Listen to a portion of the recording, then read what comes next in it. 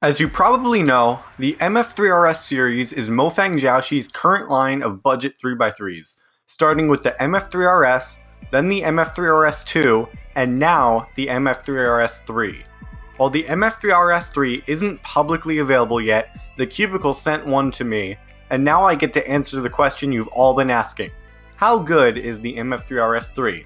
Let's find out. Because the Cube isn't officially out yet, I don't have any exact information on the price yet, but according to the Cubicle, it will be somewhere in the $10 to $13 range or something close to that.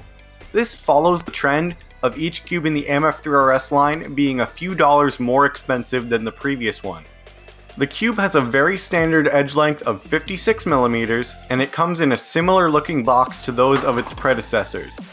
I don't have an MF3RS to compare the mechanism to, but the pieces of the MF3RS3 look quite similar to those of the MF3RS2. The only differences seem to be the removal of a large groove on the edges, the body of the corner going down further which makes the stock shorter, some extra tracks on the feet of the corners and edges, and getting rid of the big track on the centers and replacing it with some triangular bumps.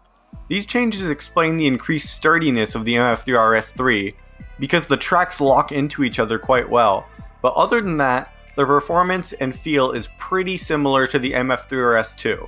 I'll go over performance in more detail later. The first thing I noticed about this cube right out of the box was how nice the shades are.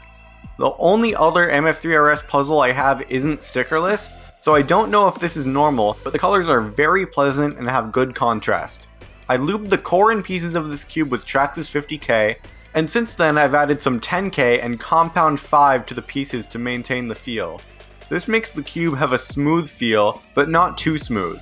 It's extremely controllable and occasionally on the slow side, which is a major plus for some people, and although that's not my preference for 3x3, it's what I like for one-handed, and that's what I've used the MF3RS3 for the most since I got it. The plastic itself feels basically as good as you'd expect it to be for the price. It feels a bit too soft and not super nice like a Valk 3 for example, but it's still not anything to complain about. I'm sure that some people will like the plastic's feel a lot. I have the cube on somewhat loose tensions, and despite this, the corner cutting on the MF3RS3 isn't fantastic, but it's still more than you'd ever really need.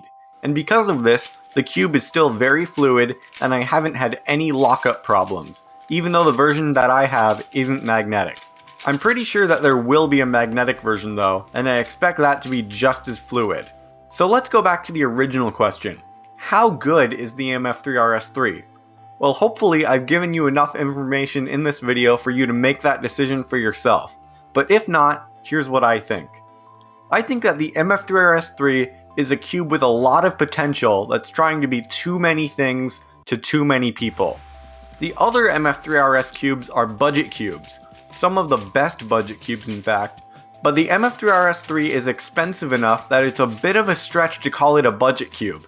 It's still far less expensive than the other good 3x3s right now, but that puts it in sort of a weird in-between, making it a semi-budget cube? I don't know. And its performance is only slightly better than the performance of its budget cube ancestors. Is that difference in performance enough to justify the change in price?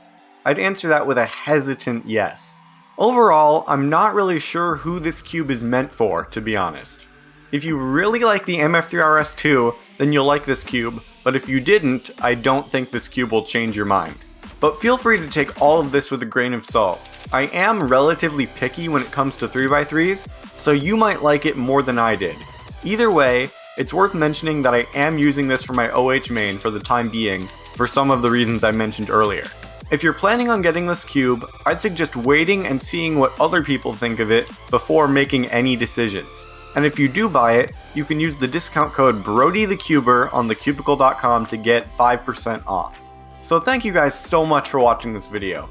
If you enjoyed it, please leave a like, subscribe, and turn on notifications so you won't miss any of the videos I make from now on. I'll see you guys later, and I hope you have a wonderful day. This is Brody, signing out.